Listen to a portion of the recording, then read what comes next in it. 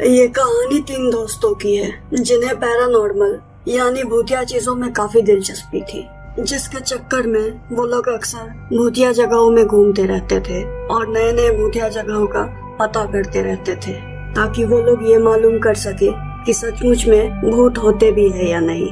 अब है राहुल और तन्मय, जिनमें राहुल थोड़ा डरपोक सा था और काफी समझदार भी था। उसे भूतिया चीजों में इंटरेस्ट तो था, मगर वो कभी भी बेवकूफी नहीं करता था। उसी जगह में अभय, वो बिना सोचे समझे कोई भी गलत कदम तक उठा लेता था।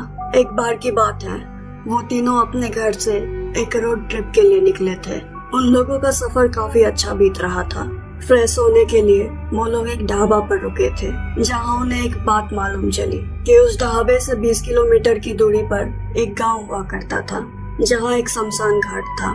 सालों पहले न जाने किस बात पे वहाँ भूतों का वास होने लगा और उस गांव में रोज किसी न किसी की हत्या हो जाती थी। अचानक एक एक कर उस गांव के लोगों ने गांव खाली कर दी। माना जाता है जब से वो गांव खाली हुआ है तब से वो भूतों का अड्डा बन गया है। वहाँ बहुत ही खतरनाक भूत घूमते हैं जिन्हें आज तक मोक्ष नहीं मिला है। ढाबे पर उस कहानी को सुनने के बाद अभय बहुत ही ज्यादा उत्साहित हो गया। वो चाहता था कि वो उस गांव के पास उस शमशान घाट पर जाए। उसके दोस्तों ने कहा भी कि वो इस बार किसी भूत प्रेत को खोजने के लिए नहीं निकले हैं, मगर अभय को देख के ऐसा नहीं लग रहा था कि वो रुकने वाला था। आखिरकार उसके दोस्तों ने उसकी बात मान ली और वो लोग उस गांव का पता पूछ के उधर के लिए निकल गए। वो गांव अब एक फॉरेस्ट डिपार्टमेंट के अंदर आती थी। उस शमशान को फेंसेस यानी बाउंड्री से घेर दिया गया था ताकि कोई जाने अनजाने वहां जा न सके। अभय और उसके दोस्त उस गांव के पास पहुंच गए। उस गांव के रास्ते के पास एक वार्निंग बोर्ड भी लगा था, जहां साफ साफ लिखा था कि वहां जाना खतरनाक है। फॉरेस्ट डिपार्टमेंट के ऑफिसर्स से छुपते छुपाते वो लोग पहाड़ चढ़कर उस गांव की तरफ चले गए।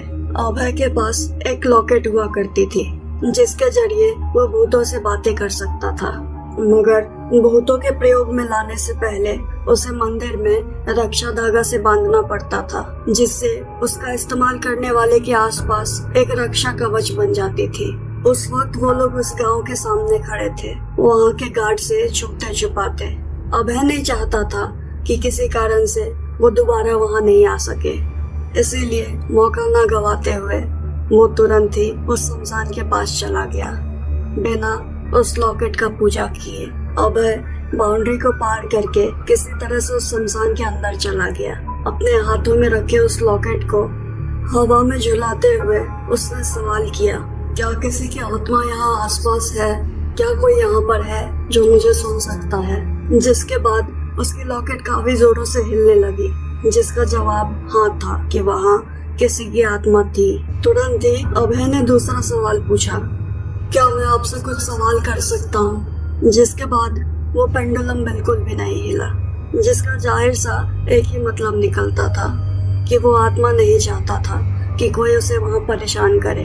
अभय के दोस्त बार बार उससे कह रहे थे, भाई चल यहाँ से, मुझे कुछ गड़बड़ लग रहा है, प्लीज चल। मगर अभय को इस सब चीज से कोई फर्क नहीं पड़ रहा था। वो तो बस अपने मन का करना चाहता था। जिसके बाद उसने तीसरा सवाल ये पूछा, क्या मैं आपसे कुछ सवाल कर सकता हूँ? मगर इस बार भी वो पेंडुलम बिल्कुल शांत रहा। अभय थोड़ा सा घबराया, मगर फिर उसने एक सवाल किया, क्या आप अच्छे आत्मा है या बुरे? अगर आप अच्छे हैं तो इस लॉकेट को एक बार हिलाना, और बुरे हैं तो 2 बार।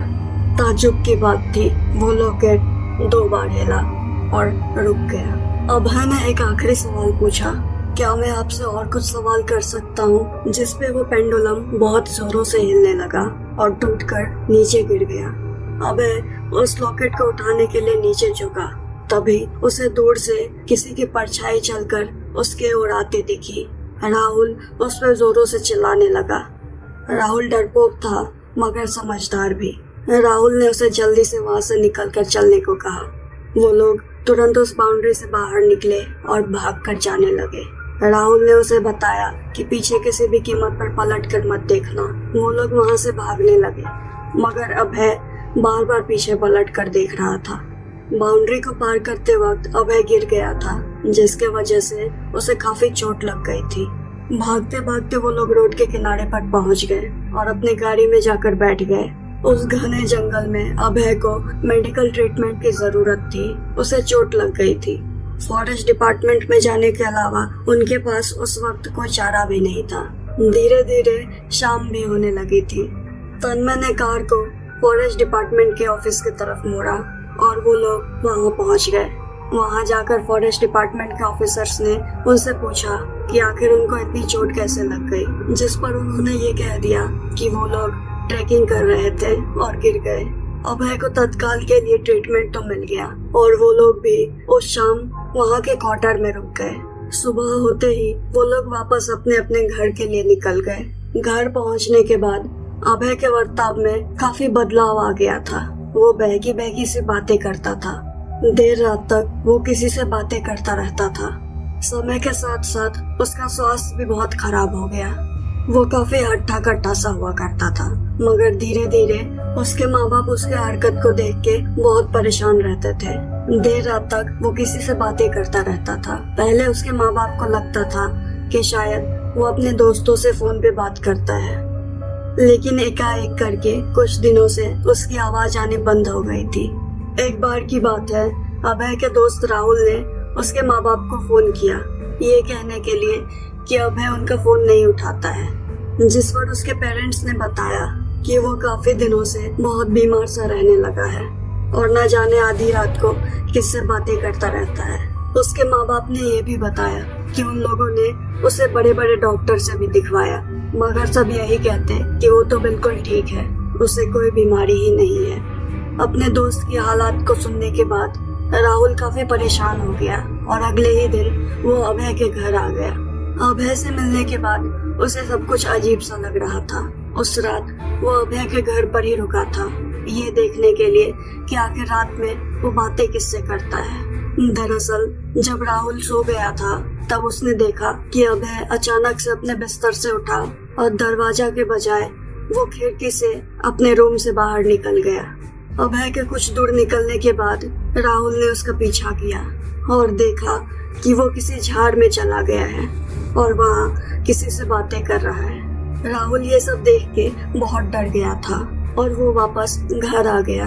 रात में काफी देर तक वो अभय का इंतजार कर रहा था कि जब वो वापस आएगा तो वो उससे पूछेगा कि आखिर वो गया कहाँ था, लेकिन देखते ही देखते कब उसकी आंखें लग गई उसे मालूम ही नहीं चला। सुबह जब राहुल की आंखें खुली तो उसने अभय के पेरेंट्स को सारी बातें बताई। अपनी बात को साबित करने के लिए राहुल ने अभय के पेरेंट्स को रात में जागने के लिए कहा। अगली रात को अभय जब फिर से अपने खिड़की से बाहर निकल गया तो राहुल तुरंत उसके पेरेंट्स को लेके उसके पीछे चला गया। कुछ दूर से छुपकर उसके पेरेंट्स ने देखा अभय किसी से अपने आप में बातें कर रहा है और वो किसी झाड़ में घुस जाता है। कभी वो किसी पेड़ पर लटक जाता था और काफी अजीब अजीब सी हरकतें करता था। उस नजारा को देखने के बाद उसके पेरेंट्स के होश उड़ गए। वो समझ नहीं पा रहे थे कि आखिर उसके बेटे को हुआ क्या है। उस वक्त वो लोग वहाँ से चले आए। सुबह होते ही अभय के मम्मी ने उसके मामा को फोन किया, जो कि जाने माने पंडित थे। उन्होंने उनको सारी बातें बताई, जिसके बाद उसके मामा ने एक तांत्रिक का पता उन्हें बताया और कहा कि वो लोग उनसे जाकर मिल ले। समय ना गवाते हुए अभय के माँ बाप उसको तांत्रिक के पास ले गए। उनके साथ राहुल भी गया था। अभय पागलों की तरह सारा समय बस हंसता ही जा रहा था। फिर जब तांत्रिक ने ध्यान लगाया तो उन्होंने उस जंगल की घटना के बारे में पूछा। उन्होंने पूछा कि वहाँ उस दिन क्या हुआ था। राहुल काफी चौकन्ना हो गया कि आखिर इस तांत्रिक को कैसे मालूम कि वहाँ क्या क्या हुआ था। उसने डरते हुए सारी आप बीती बताई, जिस पर उस तांत्रिक ने बताया कि जिस आत्मा से अभय उस दिन बात कर रहा था वो उसके पीछे नहीं आया है, बल्कि उस शमशान घाट में अभय ने किसी के अस्थि के राख पर पैर रख दिया था। वो राख उसके साथ साथ ही उस जंगल से बाहर आ गई, जिसके वजह से उस आत्मा ने उसे जकड़ लिया।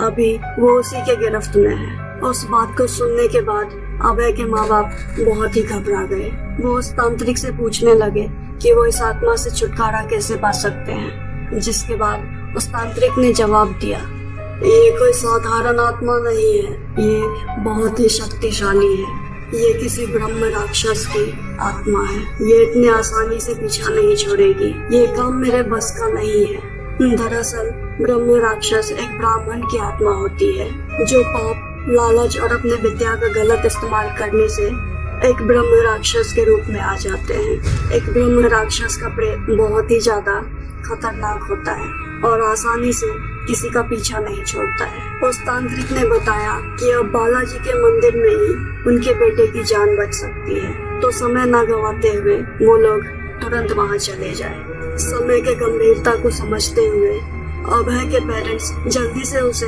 बालाजी के मंदिर ले गए। मंदिर में जब पूजा पाठ हुई तो उस आत्मा ने अभय के शरीर को छोड़ने से साफ साफ इनकार कर दिया।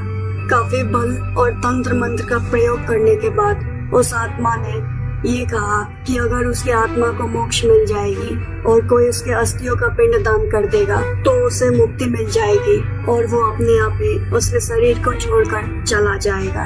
तत्काल के लिए मंदिर में अभय को एक ताबीज से बांधा गया और मंदिर के पुजारियों ने उस ब्रह्म राक्षस के अस्थियों का विसर्जन किया और पिंड दान करने के बाद उस आत्मा ने अभय का शरीर को छोड़ दिया। अभय को ठीक होने में साल भर का समय लगा और अब वो जाने अनजाने में भी ना भूतों के बारे में बातें करता है और ना ही कोई तहकीकात। दोस्तों, अगर आपने ये कहानी पूरी सुनी है तो मुझे यकीन है कि आपको ये जरूर पसंद आई होगी। चैनल को सब्सक्राइब जरूर करिएगा और कमेंट शेयर करके मुझे मोटिवेट करते रहिएगा और रखिएगा अपना ख्याल। तब तक के लिए मिलते हैं अगली कहानी में।